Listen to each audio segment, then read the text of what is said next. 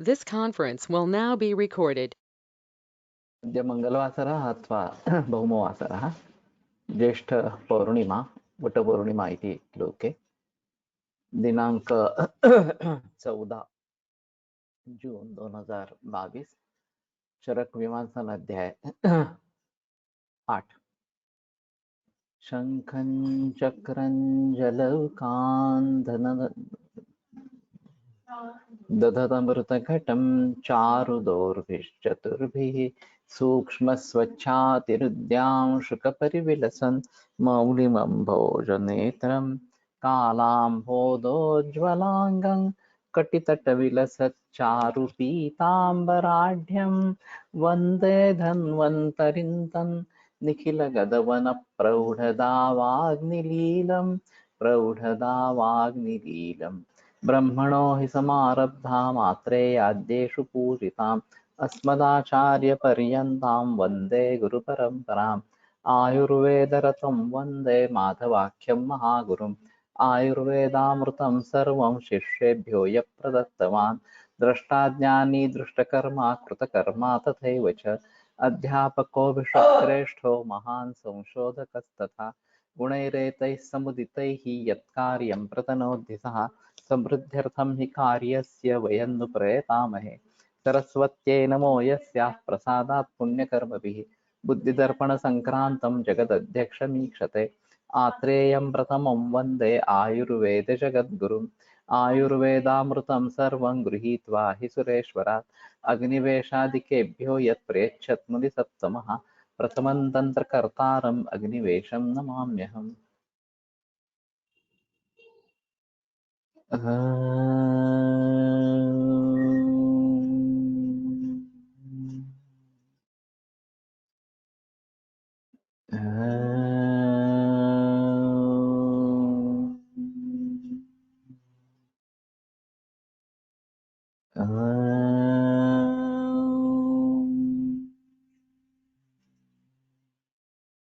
ओम शांति शांति शांति।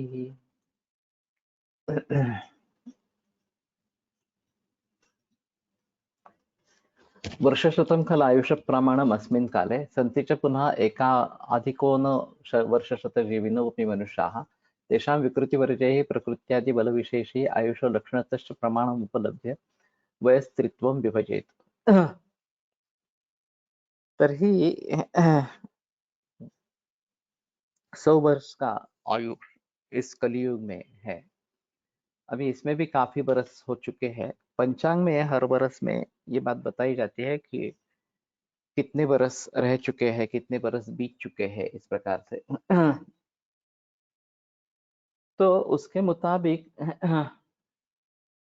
100 बरस होने के बाद एक बरस कम हो जाता है, ऐसा एक सुश्रुत में निर्देश है। याति संवत्सर क्षयम संवत्सर शते पूर्ण याति संवत्सर क्षयम। तो ऐसे हिसाब से देखा जाए तो 1000 बरस होने के बाद 10 बरस कम हो जाएंगे, 90 ये एज हो जाएगा। अभी तो मालूम नहीं, मुझे याद नहीं है कितने बरस शेष रहे हैं इस प्रकार से।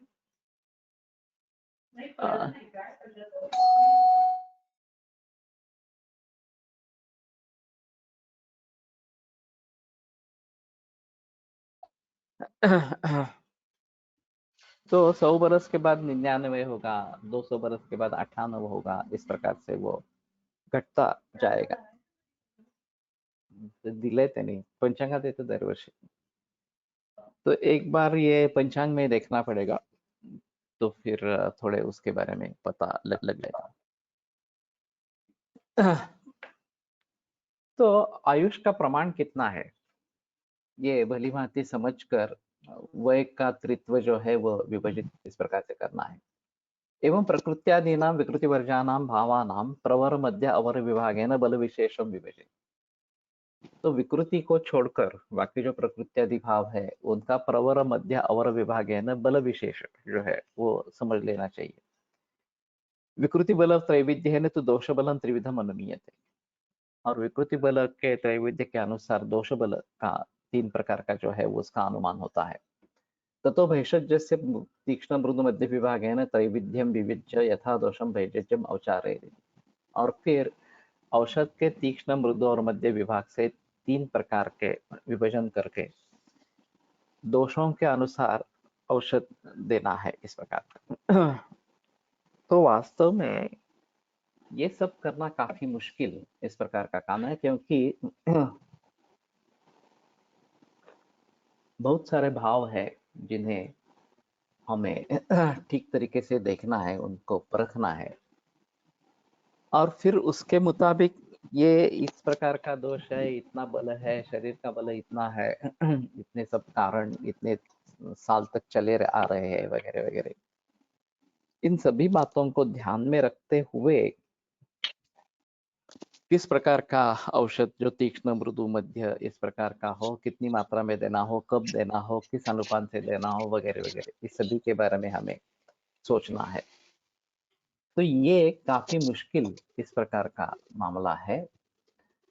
और मैंने जब ये आयुत निदान के ऊपर काम किया था कि डायग्नोस्टिक सॉफ्टवेयर जो हमने तिलक महाराष्ट्र विद्यापीठ में बनाया, उसमें हमारे सामने पहला एक ही काम था, वो विलास नांदल सर ने किया हुआ माधव पैकेज का, माधव निदान मधुकोश, माधव निदान का पैकेज।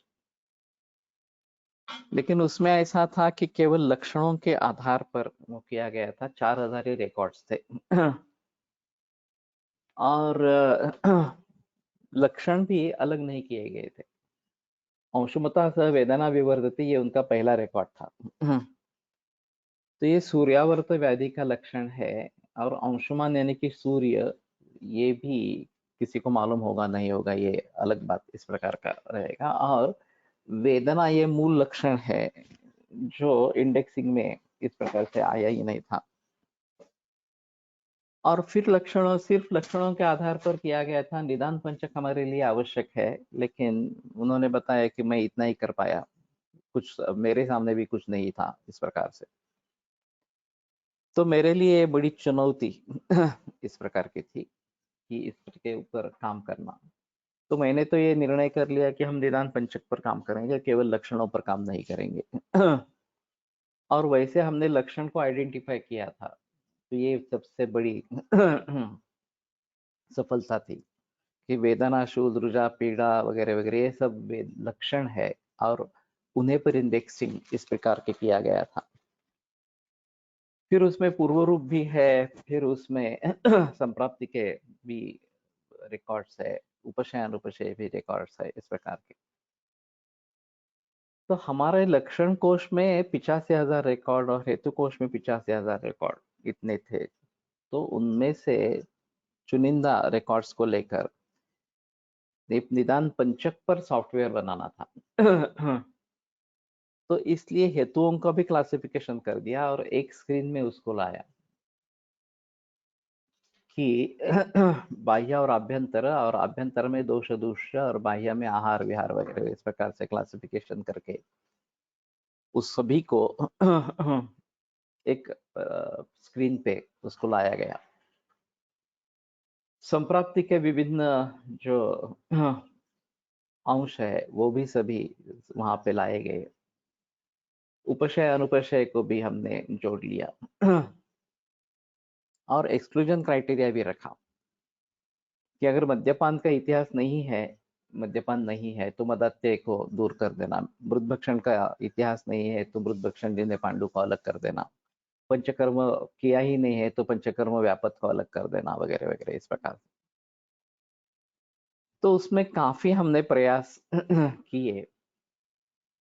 फिर भी एक बात रहती है कि ग्रंथों में जिसके बारे में निर्देश है वही इसमें समा जा सकता है। अब बात ऐसी है कि आहार एक प्रधान हेतु है जो हम लेते हैं, ग्रंथों से भी लेते हैं इस प्रकार से। लेकिन उसमें इतना परिवर्तन आ गया है अब जागतिकीकरण के हैसियत से कि सोयाबीन से लेकर साबूदाना, और आज तो बट पूर्णिमा है तो उपवास रहेगा, और इसमें साबूदाना, भगर, ये मूंगफली वगैरह वगैरह सब बातें रहेगी। मूंगफली भी विदेशी है, वो भी भारतीय नहीं है। साबूदाना भी ज्यादा प्रचलन में नहीं था, मालूम नहीं पुराने जमाने में था या नहीं था इस प्रकार से। लेकिन इन सभी चीजों को लेकर, या टमाटर है जो रोजाना इस्तेमाल में है, वो भी भारतीय नहीं है, तो बहुत सारे भारतीय न होने वाले पदार्थ अभी घुस गए हैं हमारे आहार में, डेली आहार में घुस गए हैं। उनके बारे में कैसे सोचना मूल रूप से, और फिर उनके जो और प्रोडक्ट्स बनेंगे इस प्रकार के, अब सोया पनीर, सोया मिल्क वगैरह वगैरह, ये ऐसे भी प्रचलन में है। सोया ही मालूम नहीं है तो सोया का पनीर क्या होगा, और सोया का दूध क्या होगा, मिल्क क्या होगा, इसके बारे में सोचना और मुश्किल इस प्रकार की बात होगी। तो इन सभी के बारे में सोचना ये एक अलग मुद्दा है। और फिर जंक फूड, फास्ट फूड तो पूरे विश्व भर में प्रचलन में है। हमारे यहाँ पानी पूरी, पाव भाजी वगैरह से लेकर, और विदेश में खास करके बर्गर वगैरह इसको लेकर बहुत सारी चीजें प्रचलन में है। तो उन सभी के बारे में हम कैसे सोचेंगे, ये एक अहम मुद्दा इस प्रकार का रहेगा। इसके बारे में तिलक महाराष्ट्र विद्यापीठ में एक बहस हुई थी, और उसमें दो पंथ हुए थे। जिनमें मैंने बात बताई है, फिर से एक दोहराता हूँ आज एक बार, कि डाइटेटिक्स का हमारा कोर्स चल रहा था, और उसमें इसके बारे में बहस हो या न हो, इसके बारे में चर्चा हुई। कि जो नई नए पदार्थ है उनके बारे में हम क्या कहेंगे डाइटेटिक्स के कोर्स में। तो एक मत ऐसा स्ट्रांग था कि इसके बारे में कोई निश्चितता नहीं है, क्योंकि इसके ऊपर कुछ काम ही नहीं हुआ है, और इस प्रकार से काम होकर हम कर पाएंगे नहीं कर पाएंगे एक अलग बात इस प्रकार की होगी। जो ऋषिमुनियों को ज्ञान होता है त्रिकाला बाधित इस प्रकार का, वो पाने की क्षमता किसमें है? और फिर ऐसी हालत में जिसके बारे में निश्चितता नहीं है, संदेह है, उसको हम कैसे सिखाएंगे? हम छात्रों की संदिग्धता और बढ़ा देंगे इस प्रकार से, तो उसको सिखाना ही नहीं है। दूसरी जगह दूसरे एक बुजुर्ग वैद्य का ऐसा कहना था कि यही तो खाकर लोग हमारे पास आते हैं। आज का जो दोष वैषम्य है वो इन्हीं कारणों पर निर्भर है, तो इसको टालेंगे कैसे? ज्यादा से ज्यादा हम क्या करते हैं, ये नहीं लेना है ऐसा बता देते हैं, सोयाबीन नहीं खाना है, ये नहीं खाना है वगैरह वगैरह इस प्रकार से। लेकिन ये निगेटिव अप्रोच होगा। जगत्येव मनौषधम न किंचित विद्यते द्रव्यम वशान नानार्थ योगयो हो। विश्व में एक भी चीज ऐसी नहीं है जिसको औषध के रूप में प्रयोग में नहीं लाया जा सकता। तो संभवतः उससे दवा भी बन सकती है, संभवतः उससे स्वस्थ वृद्धि कर इस प्रकार का भी कुछ आहार बन सकता है। कैसे करना है, क्या करना है, जैसे शिंबी धान्य के बारे में बताते हैं कि स्नेहाड्या बलिभिर्योज्याः विशेषा शिंबी जाता है। तो उस सूत्र को ध्यान में रखते हुए इनके जो कुछ गुण कर्म होंगे उनके विपरीत उसके ऊपर कुछ संस्कार इस प्रकार से अगर करेंगे तो शायद ये खाने लायक बनेंगे, या उसके दुष्परिणामों को हम कम कर पाएंगे। लेकिन फिलहाल उसके गुण क्या है, कर्म क्या है, ये शरीर या आयुष को फायदा करने वाले हैं, नुकसान करने वाले हैं, इस सभी के बारे में कुछ भी पता नहीं है। तो ये काफी मुश्किल मामला इस प्रकार का हो जाएगा।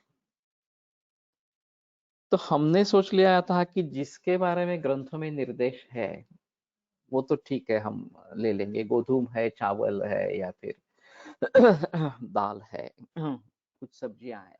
अभी ये भी कंट्रोवर्शियल है कि पुराने सब्जियों के जो नाम ग्रंथों में आए हैं वो आज मिलते हैं नहीं मिलते हैं, उसी नाम से मिलते हैं नहीं मिलते हैं। और फिर स्पेसिस तो बदल गए हैं, अभी तो हाइब्रिडाइज का जमाना है, तो मूल स्पेसिस बहुत ही कम इस प्रकार के है। और हाइब्रिडाइजेशन, केमिकल पेस्टिसाइड्स, फर्टिलाइजर्स, इनके जरिए क्या क्या हो सकता है ये भी मालूम नहीं है। हम कह सकते हैं कि नहीं नहीं ऑर्गेनिक ही खाओ या नैसर्गिक खाओ वगैरह, इतना इतना तो हम बता सकते हैं इस प्रकार से। लेकिन फिर भी उसके मूल के जो गुणधर्म रहेंगे, मूल रूप में उसके जो गुणधर्म रहेंगे, उसके बारे में कैसे सोचेंगे? तो मैंने एक सोचा था कि गुणों के आधार पर कुछ करने की कोशिश करते हैं। अगर हमें गुणों के बारे में पता चलेगा किसी न किसी तरीके से तो गुणों के बारे में ग्रंथों में निर्देश है कि कोई किस प्रकार का गुण किस प्रकार के कार्य को निर्माण करता है, दोष धातु मल स्तर पर, इस प्रकार से। तो रूक्ष है तो ये कार्य होंगे, स्निग्ध है तो ये कार्य होंगे, गुरु है तो ये कार्य होंगे, लघु है तो ये कार्य होंगे, वगैरह वगैरह। और वैसे भी हमने अभी प्रकृति के बारे में जब देखा था छठे अध्याय में, या इसी इसी अध्याय में, छठे अध्याय में इसी अध्याय में, कि स्निग्ध गुण के कारण कफ का इस प्रकार का परिणाम दिखता है, शीत गुण से कारण इस प्रकार का परिणाम दिखता है, वगैरह वगैरह इस प्रकार।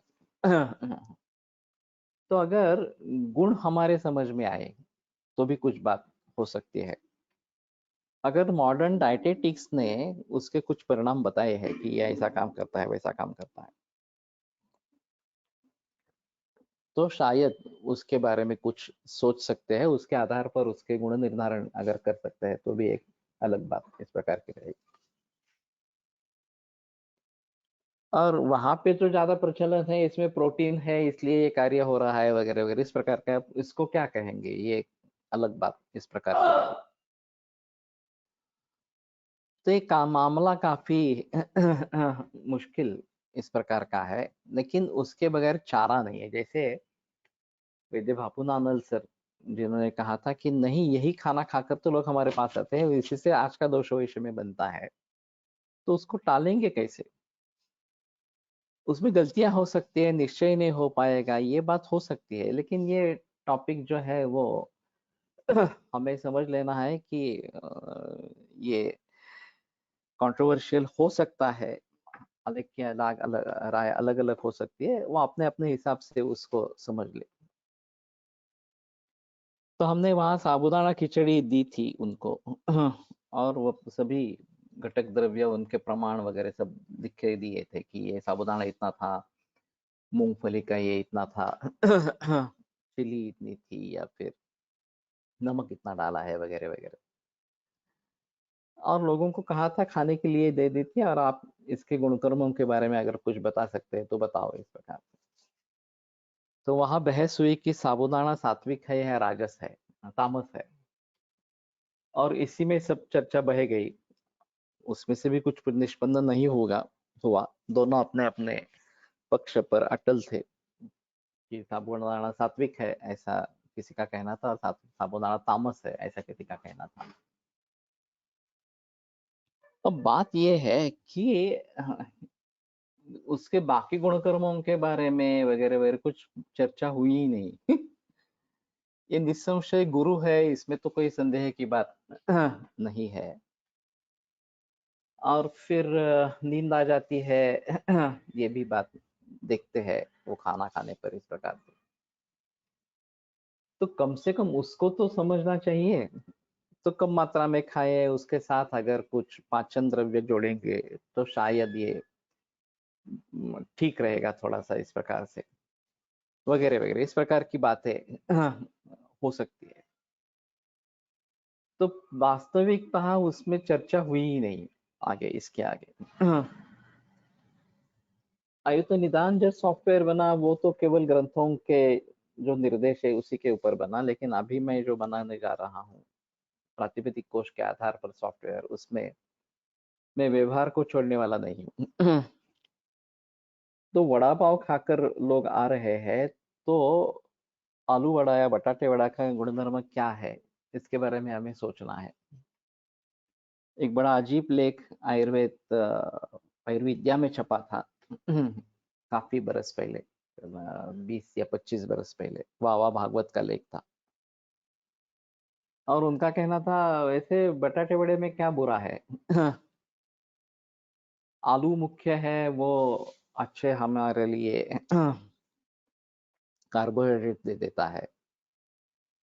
रसोन है, ये तो बहुत कार्डियक एक्टिविटी के लिए बहुत अच्छा इस प्रकार का है। प्याज है, वो भी अच्छा है, और पचन सुधारने वाला इस प्रकार का है।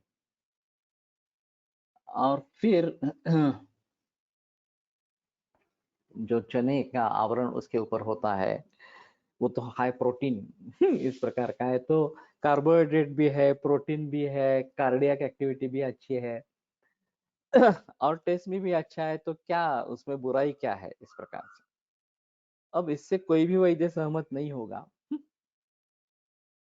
क्योंकि इस प्रकार के खाने से सेहत बिगड़ती है, सुधरती नहीं है, ये तो सभी को मालूम है इस प्रकार से। तो उसको किस दृष्टि से देखा जाए और कैसे उसके बारे में हम समझेंगे, ये बड़ी अजीब इस प्रकार की बात है।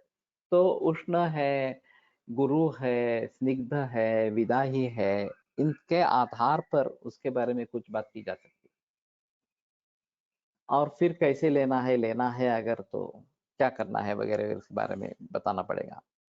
उपवास के पदार्थ अधिकतर गुरु ही होते हैं।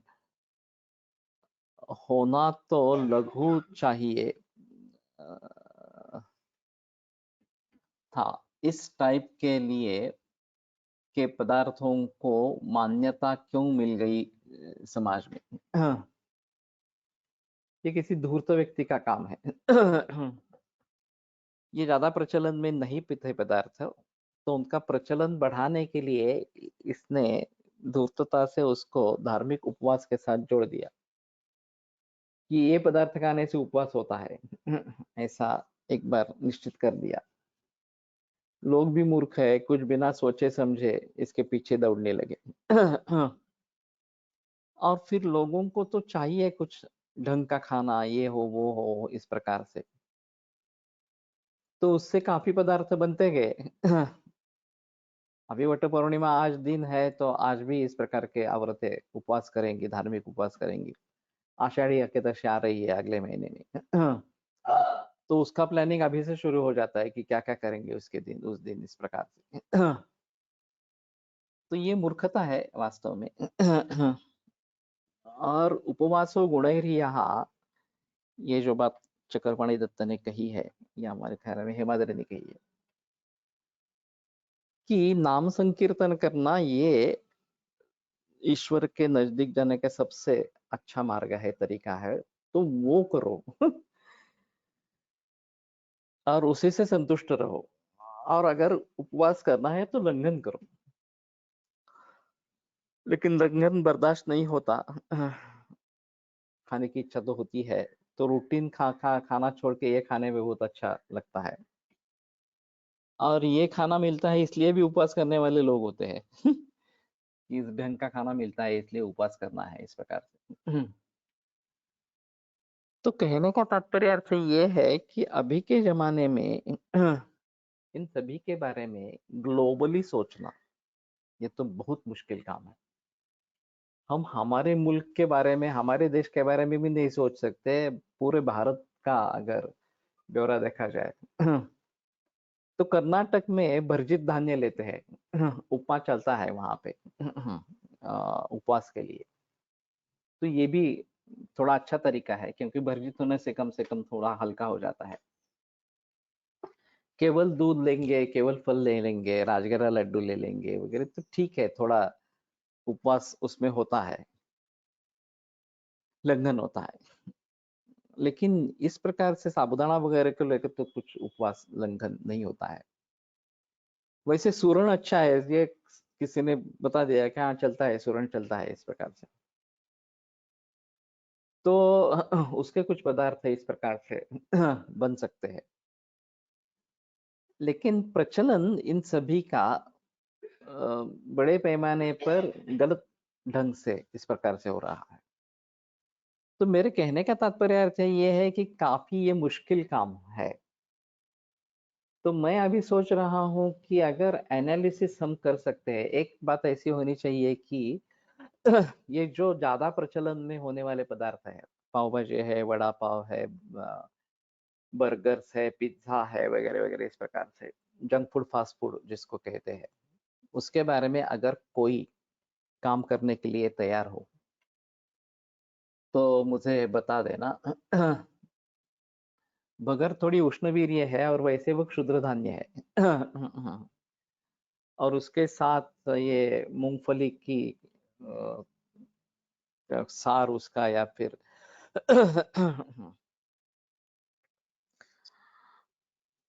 द्रव रूप उसका बना के साथ में सेवन करते हैं। आमटी कहते हैं हम मराठी में, लेकिन दाल उसमें नहीं होती, बगैर सिर्फ होती है। लेकिन ये उष्णवीर्य है, और जिन औरतों को खास करके ब्लीडिंग ज्यादा होता है उनके लिए वो अच्छा नहीं है। तो कहने का तात्पर्य यह रहेगा कि इन सभी के बारे में हम थोड़ा सा सोचने की कोशिश करेंगे। तो जो व्यक्ति इसमें काम करने के लिए तैयार है, मैं चाहता हूं, न शरीराचे शोषण मैंने अनाशन रूप उल्लंघन देखील अपेक्षित नसावे। ये भी बात हो सकती है। लेकिन इसका मतलब नियमन है। एक हम शिक्षा देना चाहते हैं अपने अपने आप को कि मुझे कंट्रोल करना है, भूख है तो भी खाना नहीं खाना है। और वैसे इस प्रकार से अनशन अगर रखते हैं तो उसका फायदा होता है, ये भी बात सही है, क्योंकि जो भी दोष प्रकोप हुआ होगा शरीर में उसको अग्नि पचा लेता है, और दोष शेष शमन, पचन हो जाने से शमन हो जाता है दोषों का। तो इस हिसाब से 15 दिन में एक बार एकादशी या संकष्टी चतुर्थी, जो महीने में एक बार इस प्रकार की आती है, उसमें अगर आप उपवास करते हैं तो अच्छी बात है। सही तरीके से उपवास करते हैं तो अच्छी बात है। इस प्रकार से यहाँ खिचड़ी खीर बनाकर खाते हैं, तो सभी जगह वैसा ही है। तो मेरा कहने का तात्पर्य अलग है कि इन सभी को हम कैसे समेट लेंगे। तो मेरा सुझाव है कि कोई अगर जो प्रचलन में जो रेसिपीज है उनके बारे में एक डाटाबेस बना के दे देगा हमारी प्रातिवेदिक कोश के स्ट्रक्चर में। उसमें ऐसा है अवयव और अवयवी। अगर हमने पाव भाजी ये ले ली तो ब्रेड एक अवयव हो जाएगा उसका। फिर जो भाजी बनती है, सब्जी बनती है, उसमें आलू से लेकर टमाटर वगैरह वगैरह जो भी उसमें आने वाले हैं, समाविष्ट होने वाले घटक द्रव्य है, फिर लहसुन है, प्याज है, वगैरह वगैरह, तो ये सभी भी उसके साथ में जुड़ जाएंगे।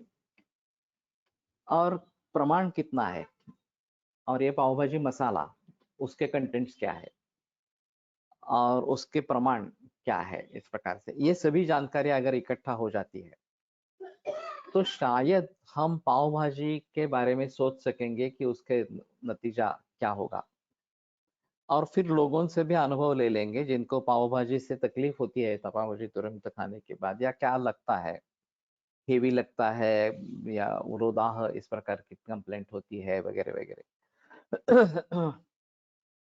तो ये कुछ अनुभव अगर इकट्ठा करेंगे तो शायद बात इस प्रकार की बन सकती है। तो फिर उसमें ये गुरु, स्निग्ध, उष्ण, विदाही वगैरह वगैरह ये गुणों को लगाकर उन गुणों के किस प्रकार के परिणाम आते हैं उसके बारे में ग्रंथ में ढूंढेंगे। वो तो डाटाबेस में आ जाएगा, उसमें कोई संदेह की बात नहीं। तो अगर कोई व्यक्ति इस प्रकार से जो कॉमनली प्रचलन में है इस प्रकार के बारे में डाटाबेस तैयार करने के लिए तैयार है, तो हम बता सकते हैं कैसे करना है, क्या करना है इस प्रकार से। और ये जोड़ा जाएगा हमारे त्रिस्कंद कोश में या प्रातिपदिक कोश में। और फिर उसके आधार पर डायग्नोस्टिक ट्रीटमेंट सॉफ्टवेयर बनने में सहायता इस प्रकार की होगी। और ये देश के अनुसार भिन्न भिन्न है। भारत देश में ही बहुत सारे देश है, भारतवर्ष में बहुत सारे देश है, और हर एक की अलग अलग खासियत इस प्रकार की है, तो उनके बारे में लिखना आवश्यक इस प्रकार का होगा। और विदेशों में क्या क्या प्रचलन में है वो भी देखना आवश्यक इस प्रकार का होगा। एकादशी को चावल को अति निषेध बताया है, इसके पीछे क्या कारण हो सकते, किसने बताया ये? धार्मिक ग्रंथों में तो कुछ है ही नहीं इसके बारे में। तो रोजाना खाना नहीं खाना है, इतनी ही बात हो सकती है, बाकी कुछ उसमें नहीं है। हम मानते हैं कि अगर चावल भून कर ले लेंगे तो चलेगा, हल्का हो जाएगा थोड़ा सा इस प्रकार से। एकादशी उपवास नहीं करने वालों को भी इस दिन चावल की मनाही है, वो अलग बात है। ये सब हाँ, ये सब बातें नहीं है। हाँ हाँ, धार्मिक ग्रंथों में बताइए है। कौन सा धार्मिक ग्रंथ? तुम रेफरेंस दे दो, मुझे कोई प्रॉब्लम नहीं है। अगर सच्ची तरीके से रेफरेंस मिल जाता है तो उसके बारे में हम थोड़ा सोच सकते हैं। साधु संत भी बताते हैं।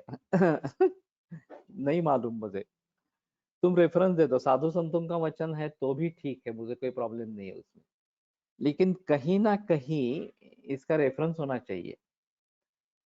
और मेरा तो मानना है कि ऐसा रेफरेंस नहीं है, ये किसी धूर्त ने इस प्रकार से बना लिया है। तो उसके बारे में थोड़ा सोच सकते हैं। तो ये एक बहुत बड़ा काम है इस प्रकार से संकलन करना। और अब आप में से अगर कोई इसके लिए तैयार हो तो जेएसवीसी ग्रुप में डालो, और फिर मुझ तक ये बातें पहुंचाओ, तो फिर आगे उसके बारे में सोच सकते हैं। तो प्रकृति वर्ज्य इस प्रकार के जो भाव है उनका प्रवर मध्य अवर विभाग है ना, बल विशेष को जान लेना चाहिए। तो मैं चाहता हूँ इसमें आर्टिफिशियल इंटेलिजेंस लगाना, कि एनालिसिस होगा, बैकग्राउंड में होगा। एक बार हमने केस भर ली डायग्नोस्टिक सॉफ्टवेयर के लिए, कि पीछे एनालिसिस होगा उसका, और ये बल त्रैविध्य जो है वो सामने आएगा। विकृति बल त्रैविध्य जो है वो उसके आधार पर दोष बल का त्रैविध्य सामने आएगा, और फिर औषधों के आधार पर तीक्ष्ण मृदु मध्य विभाग से त्रैविध्य को विभाजन करके औषध देना है। तो औषध देना है, ये बात की बात होगी। पहले डायग्नोसिस होना है, फिर साध्या साध्यता के बारे में जानकारी होनी चाहिए, और फिर ट्रीटमेंट करनी है तो कैसी करनी है, क्या करनी है, वगैरह वगैरह बारे में बात होगी। तो ये काफी मुश्किल इस प्रकार का मामला है, लेकिन अभी तो करना ही है, तो कोई बात नहीं है। रामायण के उत्तरखंड में कली का वास कलयुग में जिन वस्तुओं में बताया है उनमें चावल आया है, ऐसा दादी कहती थी। उत्तराखंड देखना चाहिए कंफर्मेशन के लिए। ठीक है। मैं क्या बताता हूँ कि कहीं भी इस प्रकार के रेफरेंसेस है तो इकट्ठा करके लाओ, क्योंकि ये चाहिए। ऐसा नहीं है कि हम बगैर कुछ सबूत बोलेंगे, ऐसी बात नहीं होनी चाहिए। और अगर कहीं पे भी इस प्रकार के कुछ भी रेफरेंसेस मिलते हैं तो उसके बारे में सोच जरूर सकते हैं। सही है गलत है ये बात अलग अलग रहेगी, लेकिन क्या लिखा है ये तो उसके बारे में सोचेंगे।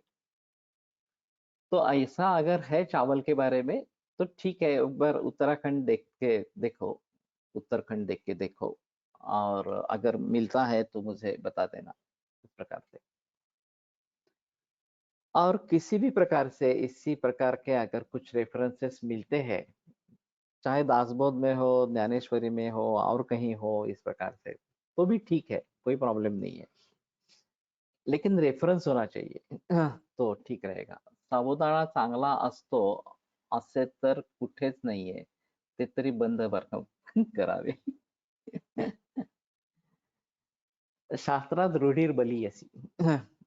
ये एक कहावत है कि रूढ़ी शास्त्र से बलवान होती है।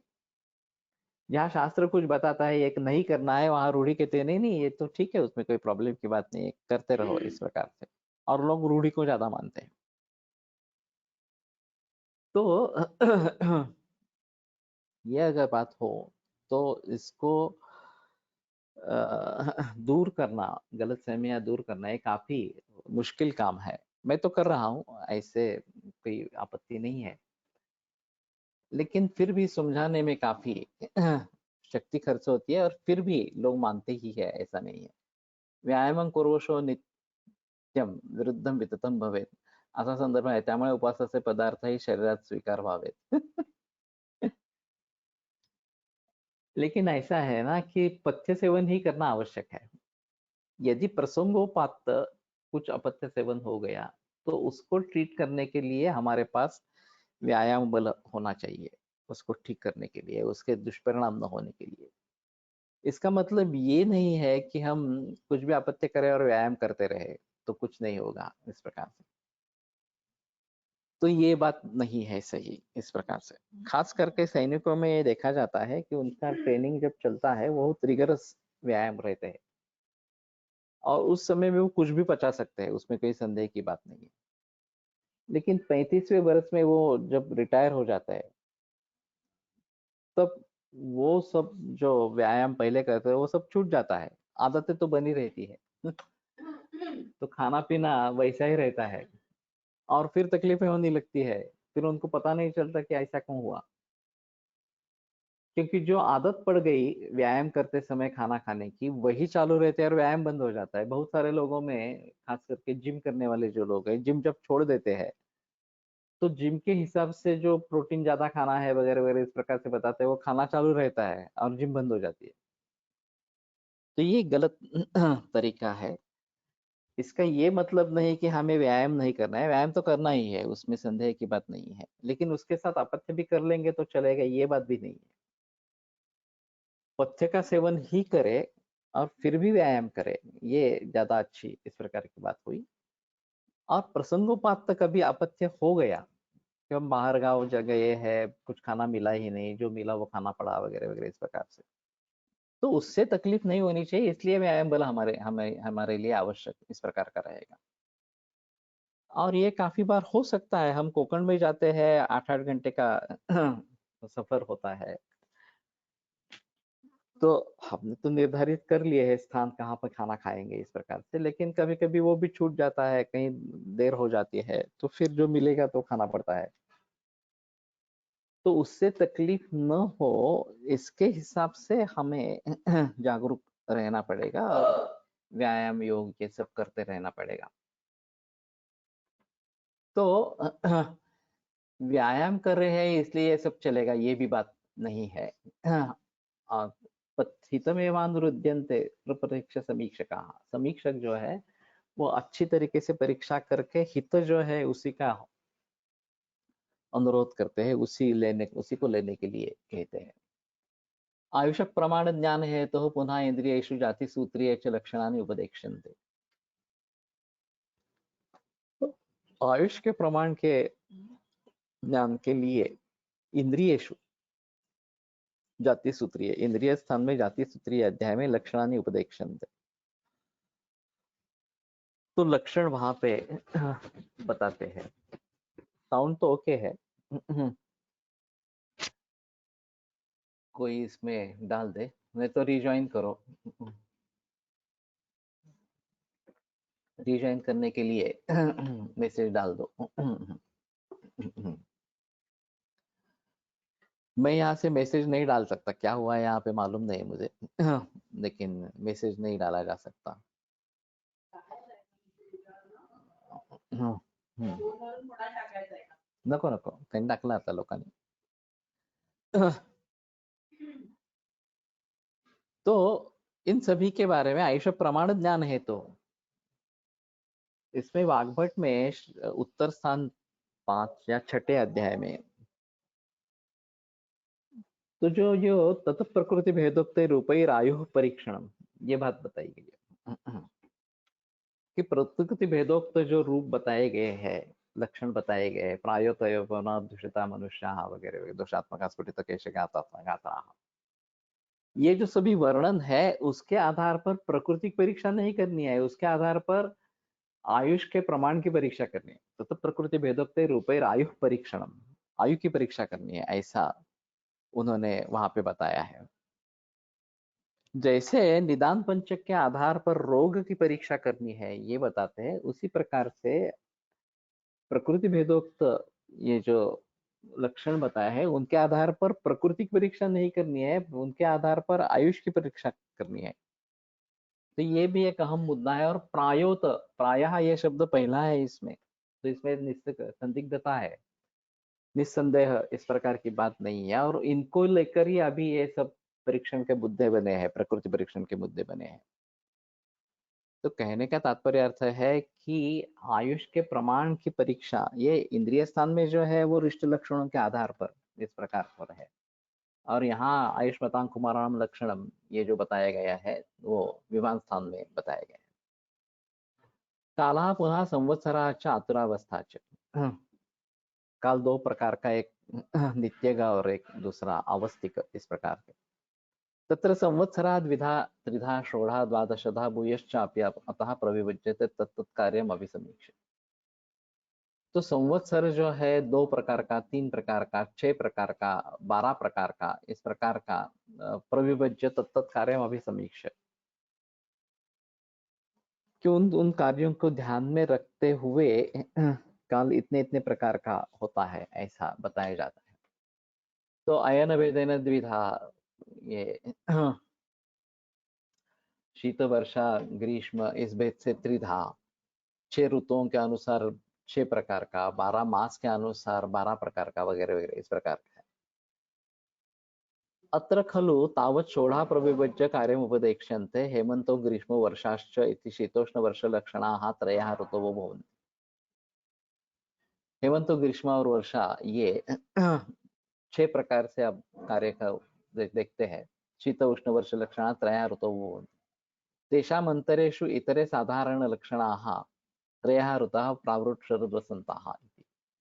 और उनके बीच में ये प्रावृट् शरद वसंत ये साधारण लक्षण इस प्रकार के ऋतु बताते हैं। अभी बात यह है कि हेमंत और शिशिर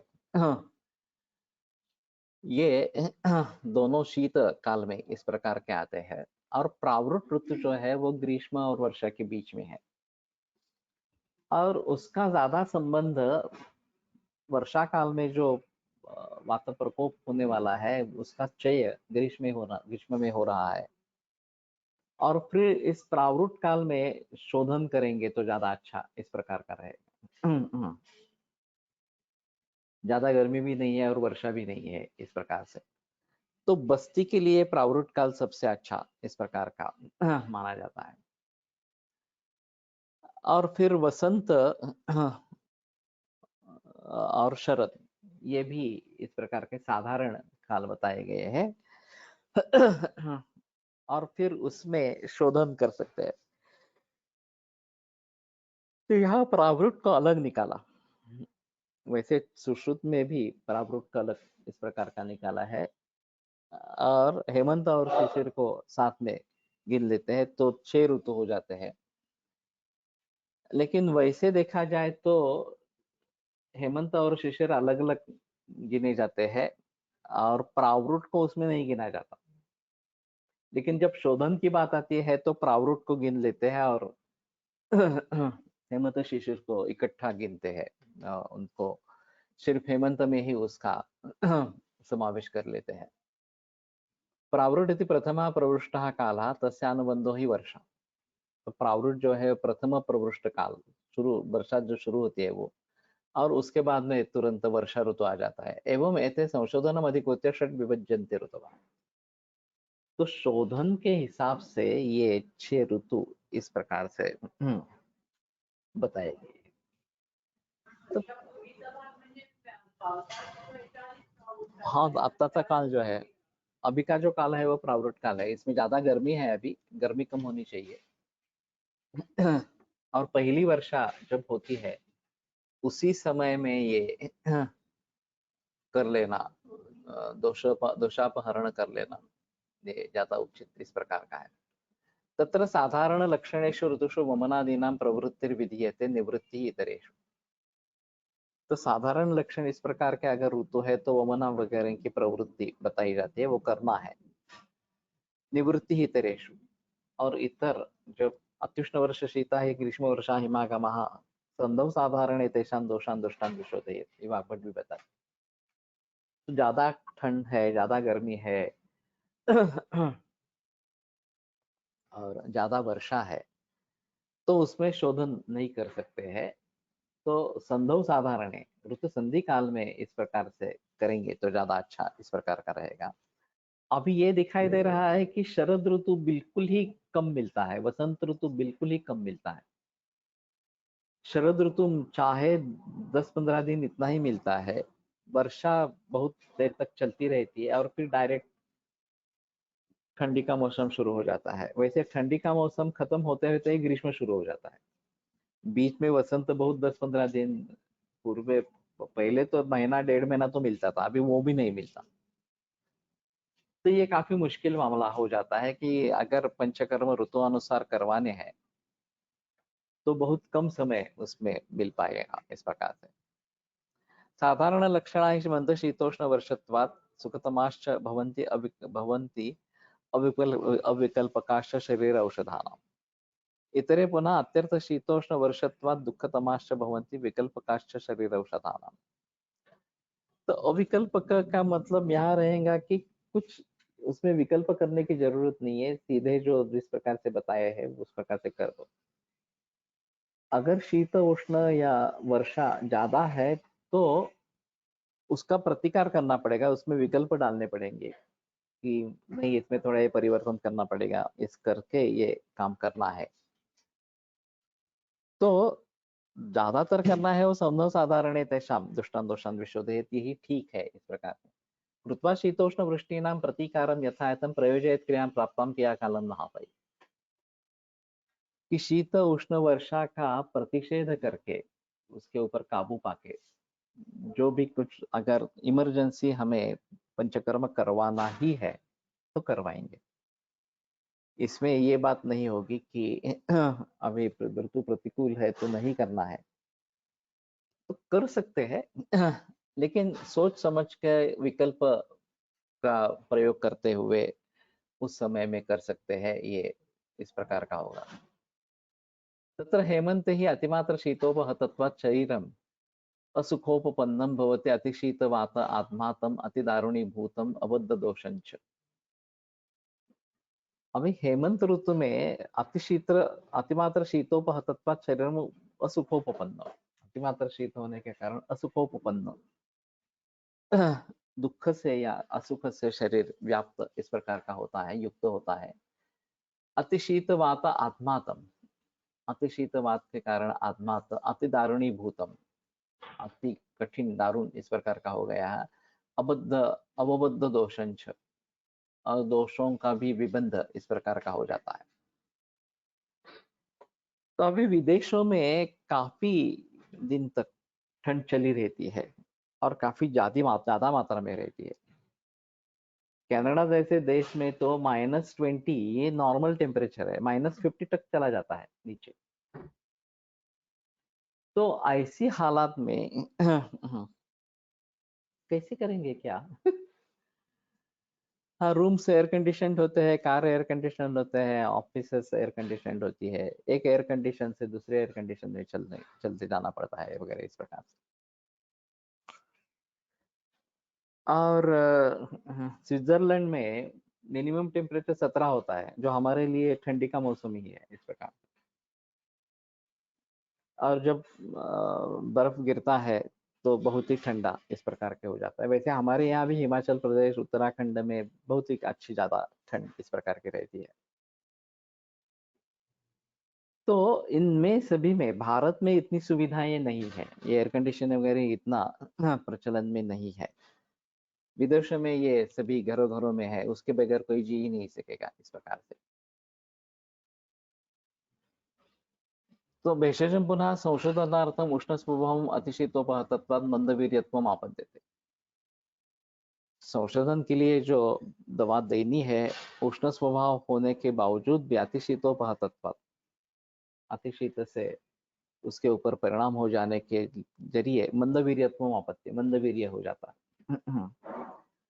अब ये बात हम हितवर्त तंत्र युक्ति से रेफ्रिजरेटर के बारे में भी सोच सकते हैं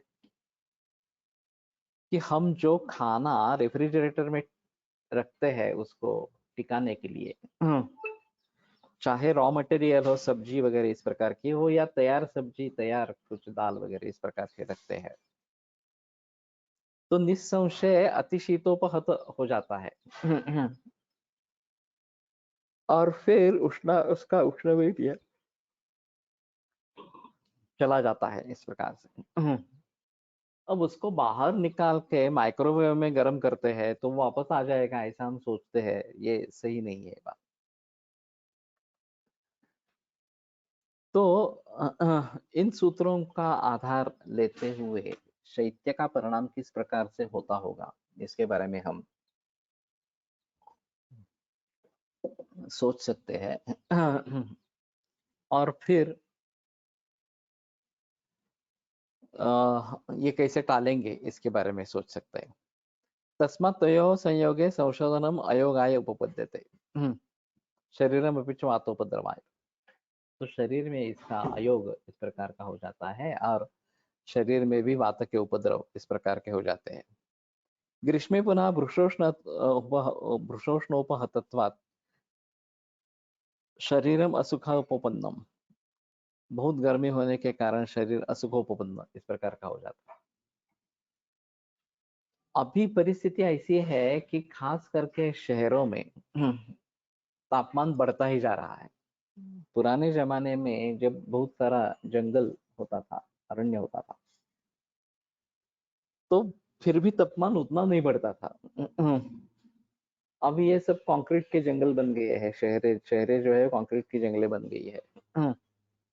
और इसी के जरिए ये उष्णता बढ़ती ही जा रही है, बढ़ती ही जा रही है इस प्रकार से। तो एक कहना है कि 30% प्लांटेशन शुड बी देयर। जितने जगह पर हम रह रहे हैं शहरों में, उसमें से 30% में तो कम से कम प्लांटेशन होना चाहिए, बड़े बड़े वृक्ष होने चाहिए। तो ये केवल कागज पे ही रहता है, वास्तव में उतने पेड़ पौधे नहीं लगाए जाते इस प्रकार से। और खास करके जो लोग ऊपर वाले माले में रहते हैं, जिसके बाद सीधा टेरेस है, वहां तो बहुत ही प्रतप्त हो जाता है। तो मेरा एक सुझाव है कि वहां खेती करे, टेरेस पर। तो इससे दो तरीके से फायदे होते हैं। एक तो थोड़ी ठंडक आ जाती है क्योंकि उसके ऊपर कवरिंग हो गया, और हमारे लिए सेंद्रीय या नैसर्गिक सब्जी मिल जाती है, ताजी मिल जाती है इस प्रकार से। सिर्फ उसमें परिश्रम करने पड़ेंगे। लेकिन फिर भी ये अच्छा तरीका है। तो अभी के हालात में क्या कर सकते हैं, इसके बारे में सोचना जरूरी इस प्रकार का रहेगा। और ये ग्लोबल वार्मिंग वगैरह के बारे में सभी लोग बता रहे हैं, लेकिन कुछ उसके बारे में किया नहीं जा रहा। और जब आखाती दर्शन की तरफ देखते हैं, तो उन्होंने भी काफी बदलाव लाए हैं आखाती देशों में। ये दुबई और अबू धाबी के बीच में, दुबई के नजदीक मिराकल गार्डन करके है। तो उस प्रकार के डेजर्ट में उन्होंने, मिराकल नाम ही उसका अच्छा है, मिराकल गार्डन, इस प्रकार का गार्डन बनाया है। समुंदर का पानी डिसलाइवेशन करके पौधों के लिए लाया है, या रोजाना इस्तेमाल के लिए लाया है। और सिर्फ पीने का पानी जो है वो तो आयात करना पड़ता है उनको, उन सभी यूएई में इस प्रकार। और अगर हम हवाई सफर कर रहे हैं यूएई से होकर आगे जर्मनी वगैरह इस प्रकार के जा रहे हैं, तो नीचे देखेंगे तो पूरा पता चलता है कितना रेगिस्तान है। और कहीं कहीं थोड़ा सा ओएसिस जैसा दिखता है, कुछ ऑयल फैक्ट्रीज वगैरह है, रिफाइनरीज है, ऑयल रिफाइनरीज है। वहीं फिर थोड़ा सा कुछ दिखाई देता है, बस्ती है, बाकी सब पूरा रेगिस्तान है। तो ऐसे भी हालात में लोग रहते हैं। पुराने जमाने से रहते आ रहे हैं। अभी तो काफी सुविधाएं हो गई है, लेकिन पुराने जमाने से लोग रहते आ रहे हैं इस प्रकार से।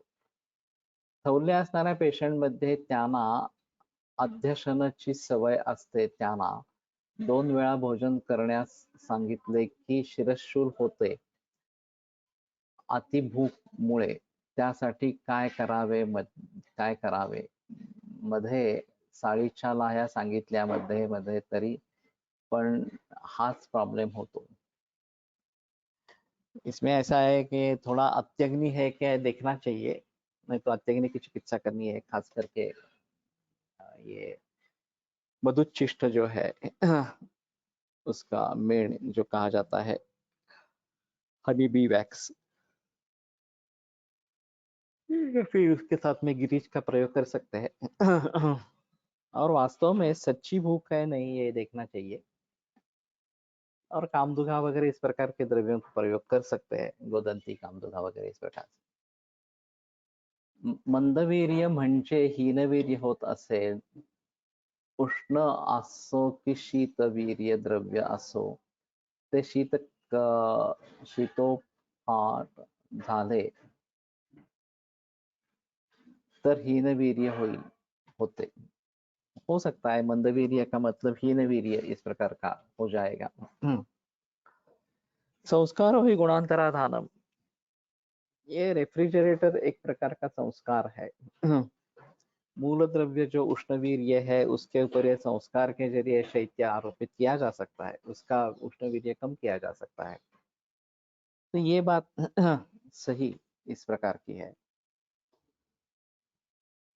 तो इन बातों को ध्यान में रखते हुए अभी विदेशों में तो बड़े बड़े मॉल्स होते हैं, भारत में भी हो गए अभी। पूरा मॉल ऐसी रहता है, और खास करके ये जो पदार्थ है वो डीप फ्रीज में वगैरह रखे होते हैं। कितने दिन, एक एक बरस तक टिकते हैं ऐसा बताते हैं, तो कितने दिन तक वो उसमें रखेंगे डीप फ्रीज में इस प्रकार से, और फिर उनके मूल वीर्य पर किस प्रकार का उसके असर होगा, तो ये एक और अलग बात है। जो मैं बात कह रहा था कि जो प्रचलन में पदार्थ है मूल रूप से क्या है, उनके ऊपर किस प्रकार के संस्कार किए जा रहे हैं, उनके ऊपर किस प्रकार के संयोग किए जा रहे हैं उनके साथ में, ये सब देखना भी बहुत आवश्यक है, और ये भी काफी मुश्किल मामला है।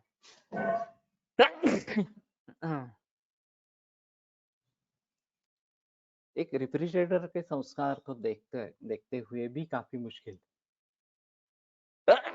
इस प्रकार की बात हो सकती है। और भारतीय लोगों में इसका प्रचलन बहुत ज्यादा है, विदेशों में रहने वाले जो भारतीय है उनमें ये प्रचलन बहुत ज्यादा है, और वो मानते हैं कि नहीं ये प्रदूषित नहीं होता है, ये टिकता रहता है इस प्रकार से, और 6-6 महीने एक एक बरस के बाद भी खाते हैं निकाल कर। तो इसमें बदलाव लाना बहुत जरूरी इस प्रकार का होगा, और इन सभी कारणों को भी ध्यान में रखना ये काफी मुश्किल मामला इस प्रकार का है। अभी हम उतनी बहस नहीं कर रहे हैं, हमारे जो खाने पीने का चार्ट है उसमें रेफ्रिजरेटर के बारे में उतनी बहस नहीं है कि deep fried item, deep freeze item इस प्रकार के लेते हैं क्या वगैरह इस प्रकार से, वो एक सवाल डालना चाहिए। तैयार अन्न फ्रीज में रखते हैं या नहीं रखते हैं, ये भी डालना चाहिए इस प्रकार से, और फिर उसमें से काफी जानकारी निकल आएगी, और लोगों को सुझाव इस प्रकार के देने पड़ेंगे कि नहीं ये मत करो वगैरह इस प्रकार से। अभी आज का ही जो व्याख्यान मैंने सुबह ही दिया है, नित्य सेवनीय पदार्थ इस प्रकार से, तच्च नित्यम प्रयुज्यते स्वास्थ्यं येनानुवर्तते अजातानां विकाराणां उत्पत्तिकरं चेत्, तो इस सूत्र पे आधार पर स्वभाव के बाद मैंने बोलना आरंभ किया। अब इसमें इस प्रकार के रेफ्रिजरेटर के संस्कार की बात भी होनी चाहिए।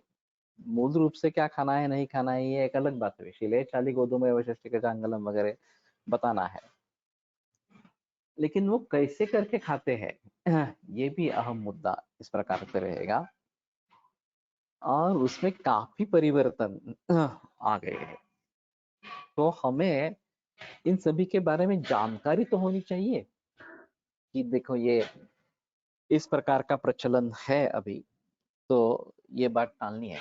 मैं डलस में गया था एक मरीज के घर, और शाम को पहुंचा 7-7:30 बजे, तो उन्होंने पूछा क्या खाना खाएंगे, मैंने कहा जो भी आपने बनाया होगा मैं खाऊंगा, तो बोले सब है, खिचड़ी कड़ी है, रोटी चावल सब्जी है, कितना और भी कुछ बातें बताई। तो मैंने कहा इतने सब आपने बना के रखा है, तो बोले हाँ, 15 दिन पहले ही बना के रखा है। तो बड़ा मुश्किल माहौल इस प्रकार का है। तो हमें इन सभी के बारे में सोचना पड़ेगा। ठीक है, कल आगे बढ़ेंगे। आयुर्वेद प्रकांडो निगदितैः हि शल्यतन्त्रप्रधानः शिष्येभ्यः शाश्वतोऽयं निखिलजनकृपा व्याप्तचित्तेन येन आयुर्वेदस्य वाञ्छन् पुनरपि भुवने ताञ्च सुष्ठु प्रतिष्ठां श्रेष्ठं धन्वन्तरिं तं प्रणमति च सदा वैद्यवर्गो हि नूनम् वैद्यवर्गो हि नूनम्।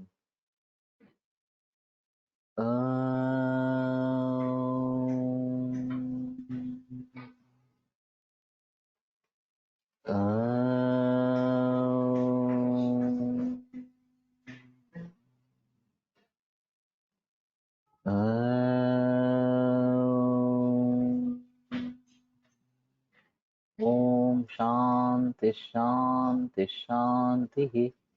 विरम्यते व्याख्यान व्यापारात्। श्वः